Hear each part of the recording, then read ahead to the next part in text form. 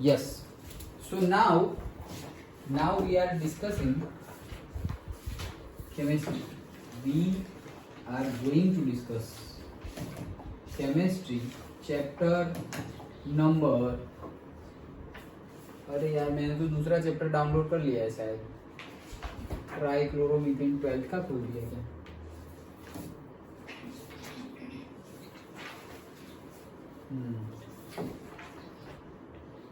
Eleventh text book second chapter.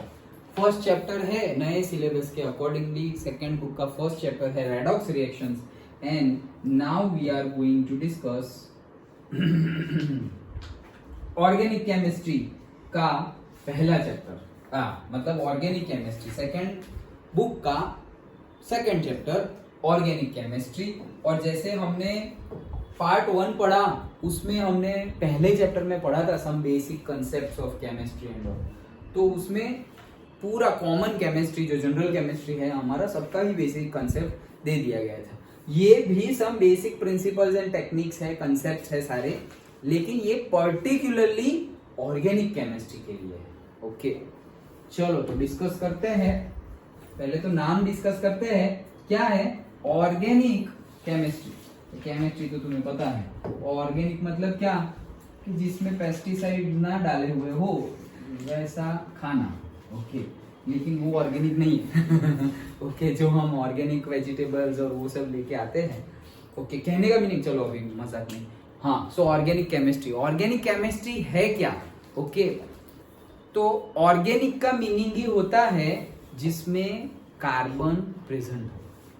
क्या? जिसमें carbon present हो. देखो मैं बोल रहा हूं जिसमें कार्बन प्रेजेंट हो, ऐसा नहीं मतलब ऑर्गेनिक केमिस्ट्री में मेन कंस्टिट्यूएंट जो एलिमेंट्स है वो कौन से हैं? कार्बन एंड हाइड्रोजन दो.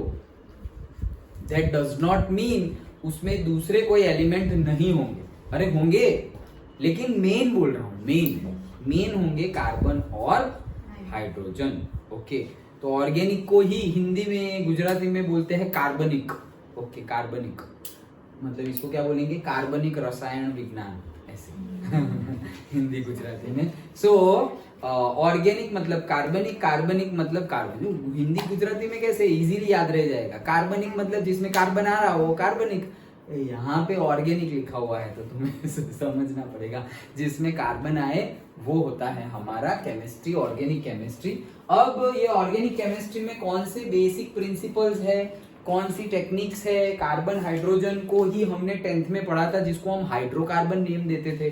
ओके जिसमें मेन कंस्टिट्यूएंट कौन है? हाइड्रोकार्बन. और फिर हमने समझा था alkane, alkyne, alkyne, functional group and all. Okay तो वो सब वापस यहाँ आएगा एंड IUPAC नेमिंग आएगा इनका करना. And that we have discussed. Okay हमने 2 या 3 दिन हमने IUPAC लेक्चर IUPAC पे पूरा लेक्चर ले लिया है. ओके सो अच्छे से उसकी भी प्रैक्टिस करना IUPAC नॉमेनक्लेचर की. और तुम लोगों के वीडियोस होंगे उसी के ऊपर नीचे ही 12th के भी IUPAC के वीडियोस होंगे क्योंकि दोनों का साथ में चल रहा था. नहीं तो हाँ तो हो गया है कल. मतलब ये फोन में था. कहाँ गया? नीचे रखा है. वो दूसरे फोन में था तो वो अपलोड कर दिया है. लेकिन कहने का मीनिंग क्या है कि तुम्हारे जो वीडियोस हैं उसके आसपास ही 12th के भी वीडियोस होंगे. ओके तो अब तो पता कैसे चलेगा कि कौन सा है? सो स्टार्टिंग देखना तो पता चल जाएगा. ओके तुम्हारा फंक्शनल ग्रुप तक है और उनका पहले से उनके वीडियो स्टार्ट होगा तो पहले ही बता देंगे कि 11th में तो हमने थोड़ा देखा था लेकिन अब वापस रिवाइज करते हैं वैसा बोला है. मतलब वो उनका वीडियो है तुम्हारा नहीं है. तो तुम स्टार्ट करोगे तो तुम्हें पता तो चल ही जाएगा. ओके फिर बिना पता चले तो तुम मुझे पूछ लेना, क्रॉस चेक कर लेना तो मैं अगेन बता दूंगा. ओके तो IUPAC नेमिंग हमने देख ली है. अगेन उसमें क्या था कैसे IUPAC नेमिंग कैसे करते हैं? कोई भी अगर कंपाउंड गिवन हो तो उसके 5 पार्ट थे. पेड़ का एग्जांपल बताया था तो क्या था? पहला क्या लिखेंगे? वर्ड रूट लिखेंगे. यस फिर उसके बाद 1 डिग्री सफिक्स और से प्राइमरी सफिक्स. उसमें क्या होता है? करेक्ट. सैचुरेटेड, अनसैचुरेटेड मतलब अल्कीन है, अल्काइन है वहां खबर पड़ जाएगा ओके वहां पता चल जाएगा ओके एंड 2 डिग्री सफिक्स और से सेकेंडरी सफिक्स वहां क्या था प्रिंसिपल फंक्शनल ग्रुप्स ओके तो फंक्शनल ग्रुप्स हमने देखे नहीं थे लेकिन होंगे तो क्या होंगे वो हम देख लेंगे इजी है ओके तो वो है प्रिंसिपल फंक्शनल ग्रुप ओके फिर उसके पहले वर्ड रूट के पहले नहीं 1 डिग्री 1 के उस साइड भी 1 इस साइड भी 1 तो 1 डिग्री प्रीफिक्स वो था correct cyclic and acyclic very good और उसके पहले 2 डिग्री प्रीफिक्स तो सब्स्टिट्यूएंट होंगे वहां वेरी गुड ओके तो वैसे ही पूरा IUPSC करना है तो उसकी प्रैक्टिस करना अभी ये चैप्टर आया है तो इसमें भी हम प्रैक्टिस करेंगे ओके मजा आएगी लेकिन मजा के साथ साथ तुम्हें प्रैक्टिस करनी है यहाँ पे मजा आई फिर घर पे भी मजा लो थोड़ा ओके खुद करना अच्छा तो वो सब हमें ये चैप्टर में देखना है चलो इंट्रोडक्शन देखते हैं उसके बाद वापस टॉपिक का नाम भी जनरल इंट्रोडक्शन है लेकिन ये तो देखते हैं देखो इन द प्रीवियस यूनिट अभी इसका प्रीवियस तो तुमने पढ़ा नहीं ओके लेकिन मैं बता दूंगा कुछ भी होगा वो You have learned that element carbon has unique property called catenation. Learn किया हो ना किया हो 10th में तो देखा था हमने catenation. ओके याद है ना टेट्रावैलेंसी होती है लेकिन +4 और -4 नहीं बनता है कोवैलेंट कंपाउंड बनता है not ionic compound okay so वही है catenation due to which it forms covalent bonds with other carbon atoms it also forms covalent bond ये तुम्हारा 10th का जो 4th चैप्टर था कार्बन एंड इट्स कंपाउंड उसका बहुत सारा पार्ट यहाँ आने वाला है बहुत सारा ओके तो वो तुम्हें आ रहा होगा तो तुम्हें लगा सर क्या बता रहे हो ये सब तो पता ही है ना सर क्या मीथेन ईथेन प्रोपेन ब्यूटेन पता ही है सर वो हेक्सेन तक पता था ओके ज्यादा कुछ अभी ऑक्टेन नॉन एंड डेकेन पे जाएंगे तो नहीं लेकिन हमारा अभी 10 और 12 तक का है मतलब डेकेन मतलब 10 ओके फिर अनडेकेन है और फिर 2 डेकेन है मतलब 12 तक का है ओके अनडेकेन और 2 डेकेन दो नहीं 2 अच्छा तो it also forms covalent bonds with atoms of the other देखो तुम अगर कंटिन्यूअसली देखो आज वो लोग पूछ रहे थे तो मुझे मतलब तुम्हें बताता हूँ कि 11th में जो भी तुम पढ़ रहे हो ओके तो हर चैप्टर की अगर तुम नोट्स बना रहे हो और तुम्हें शौक है बनाना और हैबिट है शौक क्या है हैबिट है ओके होनी चाहिए अगर है तो ना हो तो डेवलप करने की ट्राई करो और नहीं हो रहा है तो कोई बात नहीं फिर जो भी रेडीमेड मिले नोट्स समरी तो बुक के पीछे भी देते ही है चैप्टर के बाद ओके तो ना हो तो ठीक है अदरवाइज सबका अपना अपना होता है जैसे कि मैं पढ़ता हूँ तो मुझे तो अपनी नोट्स में से पढ़ना अच्छा लगता है बहुत ज्यादा टाइम जाता है बहुत सिलेबस भी रह जाता है बहुत सेक्रीफाइसेस हो जाते हैं उसके लिए लेकिन वो सेटिस्फेक्शन आता है ओके सो वो चॉइस है अपनी अपनी उसके ऊपर बात नहीं करेंगे लेकिन कहने का मीनिंग है कि तुम कुछ ना कुछ कंटिन्यूअस रिवीजन करते रहना ओके जैसे कि कोई रेफरेंस बुक में वो आता है क्या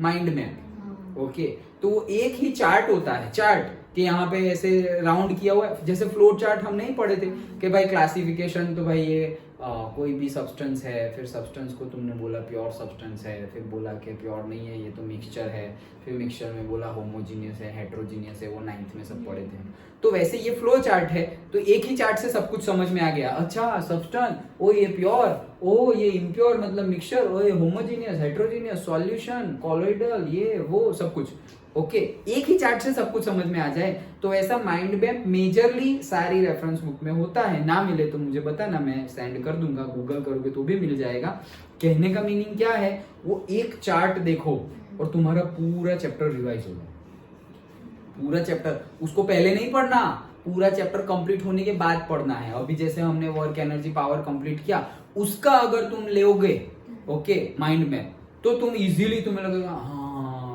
वो पूरा चार्ट देखने के लिए तुम्हें आधा घंटा लग जाएगा अगर सही सब कुछ वो तो तुम्हारे ऊपर है 10 मिनट में भी हो सकता है तुम कितना रिवाइज कर रहे हो उसके ऊपर है ओके तुम पूरे डिटेल में घुस गए कोलिजन अच्छा कोलिजन में था भाई हाँ elastic collision completely in elastic collision और से इन इलास्टिक कोलिजन ऐसे फिर इसमें काइनेटिक एनर्जी लॉस हो रही है ये दोनों में इसमें नहीं हो रही थी मोमेंटम सब में कंजर्व रहता है सबको कितना याद कर रहे हो तुम उसके बेस पे तुम्हें टाइम लगेगा लेकिन मेन पॉइंट क्या बोलना चाह रहा हूं ऐसा कुछ ना कुछ साथ में रखना जब तुम 12th में आ जाओगे और फिर जब 11th के चैप्टर का रिवीजन करने की जरूरत पड़ेगी तब तुम एनसीईआरटी नहीं पढ़ सकते, वो बहुत ज्यादा हो जाएगा। ओके, तो तुम्हारी नोट्स हो या ऐसा कोई माइंड मैप हो या एटलीस्ट तुम्हारे एनसीईआरटी के पीछे की समरी, वो कंटिन्यूअसली रीड करो। वो रीड करने में तुम्हें हार्डली 10 मिनट्स लगेंगे। अगर जैसे अभी हमने वर्क एनर्जी पावर कंप्लीट कर लिया तो उसकी समरी पढ़ो, 10 मिनट्स लगेंगे पढ़ने में, तो वो 10 मिनट्स इन्वेस्ट करो ना, क्यों नहीं कर रहे हो? 10 मिनट आज करो, फिर 2 दिन बाद फिर से करो, फिर 2 दिन बाद फिर से। उससे क्या होगा, तुम्हारा चैप्टर रिवाइज हो रहा है। प्रिपरेशन तो तुम्हें करनी ही है, थियरी अलग से करनी है, न्यूमेरिकल अलग से करने हैं, लेकिन ये 10 मिनट्स तो रिवीजन है, रिवीजन। ओके, तो वो एक चीज मतलब एक अपनी नोट्स एक साथ रखो और उसका स्टॉक रखो, जब भी जरूरत पड़े तो उसको निकालो और फटाफट, क्योंकि बाद में क्या होगा, हमारे पास टाइम की कमी होगी। कम टाइम में हम नोट्स बनाने नहीं जा सकते, कम टाइम में हम पूरी की पूरी एनसीईआरटी नहीं पढ़ सकते। ओके, तो वो अभी से प्रिपेयर रखो। जैसे अभी मैं 12th के स्टूडेंट्स को बोलूं तो वो नहीं होगा। ओके, फिर मुझे ऐसा ही बोलना पड़ेगा कि 11th में हम पढ़े थे, लुईस डॉट स्ट्रक्चर पढ़े थे, हम आयनाइजेशन एंथैल्पी पढ़े थे, हम इलेक्ट्रॉन गेन एंथैल्पी पढ़े थे, हम माइनस आई इफेक्ट पढ़े थे। ये मुझे तो यही बोलना है कि हम पढ़े थे, लेकिन तुम्हारे दिमाग में आना तो चाहिए ना कि क्या था भाई, इलेक्ट्रोनेगेटिविटी मतलब क्या था। अभी तुम्हें याद है, फिर अभी और 2 महीने 3 महीने होंगे और फिर मैं पूछी इलेक्ट्रोनेगेटिविटी क्या है, तो सर था लेकिन अभी भूल गए, ऐसा हो जाएगा। शायद अभी भी किसी को हो गया हो, क्यों? क्योंकि रिवीजन नहीं हुआ है इसलिए। ओके, तो एकदम शॉर्ट एंड सिंपल वे में ही हम समझे थे। ओके, तुम हमारे वीडियोस भी फिर से देखोगे तो सबको ही सिंपल वे में कि भाई एटॉमिक साइज तो हमने पीरियड में भाई आइसक्रीम का कोन लेफ्ट राइट से हम खड़े रह के खा रहे हैं और कोन नीचे गिर गया तो जमीन खा रही है। फिर आयनाइजेशन एंथैल्पी मतलब आयन बनने के लिए जो हमें एनर्जी, आयन कब बनेगा, सोडियम है तो आयन कब बनेगा, इलेक्ट्रॉन लूज करेगा तो उसको एनर्जी देनी पड़ेगी, तो जो एनर्जी दे रहे हैं उसी को बोल रहे हैं आयनाइजेशन। एंथैल्पी मतलब फॉर्म ऑफ एनर्जी है। इलेक्ट्रॉन गेन एंथैल्पी मतलब क्या, तो जब इलेक्ट्रॉन गेन करना हो किसी को तब भी एनर्जी रिलीज हो रही है तो उसको बोलते हैं इलेक्ट्रॉन गेन एंथैल्पी। रिलीज भी होती है और देनी भी पड़ती है, डिपेंड्स। ओके, सो उसको बोलते हैं इलेक्ट्रॉन गेन एंथैल्पी। फिर इलेक्ट्रोनेगेटिविटी, तो टॉवर्ड्स इलेक्ट्रॉन को कितना जल्दी वो अट्रैक्ट, बंद करो टिक टिक ओके, इलेक्ट्रॉन को कितना जल्दी वो अट्रैक्ट कर लेता है। ओके, तो वो है इलेक्ट्रोनेगेटिविटी। तो हमने देखा था कि सपोज पूरा का पूरा हमारा से beryllium, boron, carbon, nitrogen, oxygen और फिर लास्ट में फ्लोरीन। फिर मैंने ऐसे बोला था कि वो इलेक्ट्रॉन घूम रहा है, कहाँ कौन खींच लेगा, तो फ्लोरीन खींच लेगा। क्यों? उसकी साइज सबसे छोटी है इसलिए, तो वो तुरंत खींच लेगा। ओके, तो वो सब छोटे छोटे कंसेप्ट है, लेकिन वो छोटे छोटे कंसेप्ट तुम खुद नोट्स बनाओगे एंड ऑल तब लिख पाओगे ना, नहीं तो वीडियो तो मैं 1.5 घंटे के हमारे लेक्चर होते हैं तो वो थोड़ी याद रखना है पूरा, वो तो समझने के लिए। ओके, तो वो साथ में कुछ बनाते चलो, ना बनाओ तो समरी पढ़ते चलो, कुछ ना कुछ होना चाहिए। एटलीस्ट तुम्हारे पास लास्ट में एनसीईआरटी तो होनी ही चाहिए, भले ही पूरी ना पढ़ पाओ, समरी तो पढ़ पाओ। Okay, done.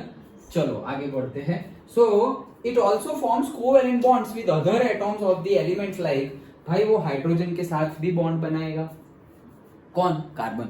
ऑक्सीजन के साथ भी बनाएगा, नाइट्रोजन के साथ भी बनाएगा, sulphur, phosphorus, halogen. If you see carefully, ये सारे के सारे नॉन मेटल जैसे लग रहे हैं यार।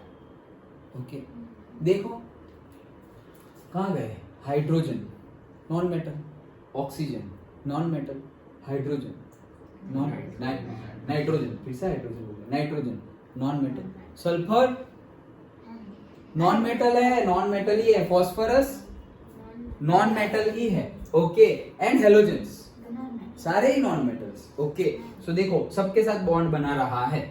The resulting compounds are studied under a separate branch of chemistry called organic chemistry. तो भाई कार्बन कार्बन के साथ तो बॉन्ड बना ही रहा है, ठीक है, लेकिन ऐसा नहीं है कि सिर्फ कार्बन कार्बन के साथ ही बॉन्ड बनाएगा। कार्बन दूसरे एलिमेंट्स के साथ भी बॉन्ड बनाता है, हाइड्रोजन के साथ भी बनाता है, ऑक्सीजन के साथ बनाता है, नाइट्रोजन के साथ बनाता है, फास्फोरस के साथ बनाता है, सल्फर के साथ बनाता है, सारे के सारे हेलोजन के साथ बनाता है। ठीक है, तो ये जो बनाता है तो इतने सारे जो कंपाउंड बनाता है ना, उसकी स्टडी जो हम करेंगे ना, वो ब्रांच ऑफ केमिस्ट्री को बोलते हैं हम ऑर्गेनिक केमिस्ट्री। डन?